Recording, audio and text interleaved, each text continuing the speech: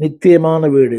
அங்கே சொல்லப்பட்டிருக்கிற வார்த்தை தமிழ் வேதத்தில் வாசஸ்தலங்கள், ஆங்கில வேதத்தில் மேன்ஷன். இன்னைக்கு எல்லா இடத்துலையும் மேன்ஷன் போடுறாங்க. சின்ன சின்ன லாட்ஜ் எல்லாம் மேன்ஷன் போடுறாங்க. ஆனால் அங்கே குட்டி குட்டியாக இருக்கும் ரூம் எல்லாம்.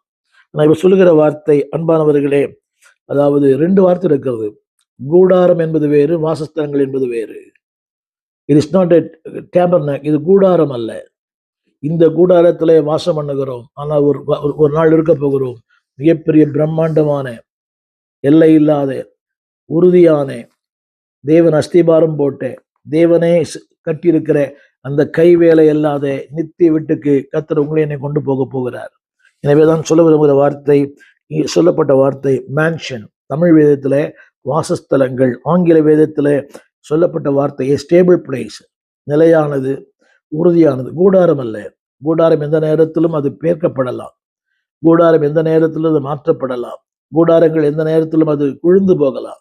தேவன் உங்களை இன்னும் கூடாரத்துக்குள்ளே கொண்டு போகவில்லை, ஒரு மிகப்பெரிய வாசஸ்தலத்துக்குள்ளே. ஆங்கிலத்தில் பயன்படுத்தப்பட்ட வார்த்தை இஸ் அ பர்மனன்ட் பிளேஸ், நிலையான. எனவே தான் அடிக்கடி எபிரேயர்ல வாசிக்கிறோம், நிலையான நகரம் நமக்கு உண்டு.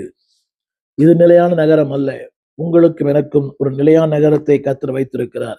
அந்த வார்த்தை, அவர் சொல்லுகிற வார்த்தை அன்பானவர்களே, அது நித்தியமான வீடு, நிரந்தரமான வீடு. அடுத்த வசனம், அடுத்த குறிப்பு சொல்ல விரும்புகிறேன். there are varieties in his mansion. Tamil வேதத்தில் அநேக வாசஸ்தலங்கள். நம்முடைய ஆங்கில வேதத்தில் there are varieties. இங்கெல்லாம் ஒரே மாதிரி அல்ல. அன்பானுடைய கிறிஸ்துவுக்காரங்கள் படுகிற பாடு. எனவே தான் 1 வாசிக்கிறோம், சூரியனின் மகிமை வேறு, சந்திரனின் மகிமை வேறு.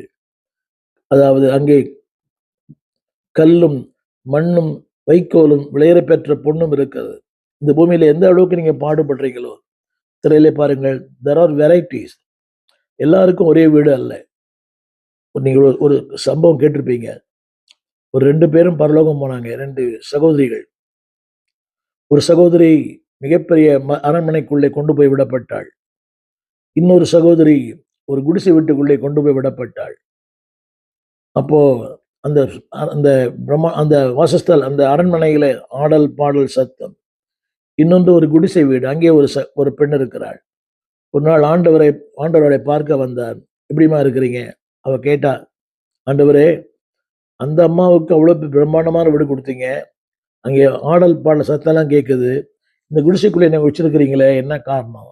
ஆண்டவர் சொன்ன வார்த்தை, அவளுடைய காணிக்கையினால் அது கட்டப்பட்டது, நீ கொடுத்த காணிக்கையினால் அது கூரை வீடு தான் கட்டப்பட்டது.